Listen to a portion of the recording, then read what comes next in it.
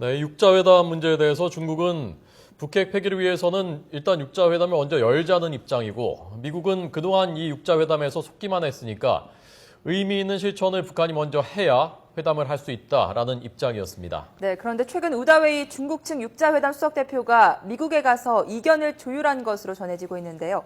절충점이 나왔는지 주목됩니다. 보도에 조수현 기자입니다. 우다웨이 중국 외교부 한반도 사무특별대표가 미국을 방문한 것은 지난 4월 이후 6개월 만입니다. 육자회담 재개 조건을 강조하는 미국 측 고위 관리들을 상대로 회담을 먼저 열어야 비핵화 문제를 논의할 수 있다는 점을 설득하기 위한 방문이었습니다. 실제로 우 대표는 미국의 글린 데이비스 육자회담 수석대표와 이틀간에 걸쳐 8시간 동안 면담하는 등 적극적인 태도를 보였습니다. 우 대표는 데이비스 대표를 상대로 중국이 북한에 대한 각종 제재에 동참하는 등 적극적인 협조 의지를 보인 점을 거론하면서 이제는 미국이 협력할 차례라는 점을 강조한 것으로 보입니다.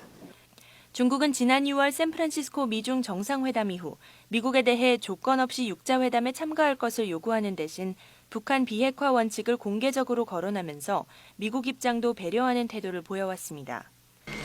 이에 대해 미국은 북한이 비핵화에 대한 진정성을 보이지 않는 상태에서 회담을 재개하는 것은 의미가 없고 오히려 북한의 핵 능력 강화만 도와주는 꼴이 된다는 입장을 되풀이한 것으로 전해졌습니다. 그러나 미국도 육자회담 재개 조건은 물론 회담 재개 이후 예상되는 협상 절차와 내용, 나아가 북한 비핵화를 위한 전반적인 로드맵에 대해서는 중국과 진지하게 협의를 벌였을 것으로 관측됩니다.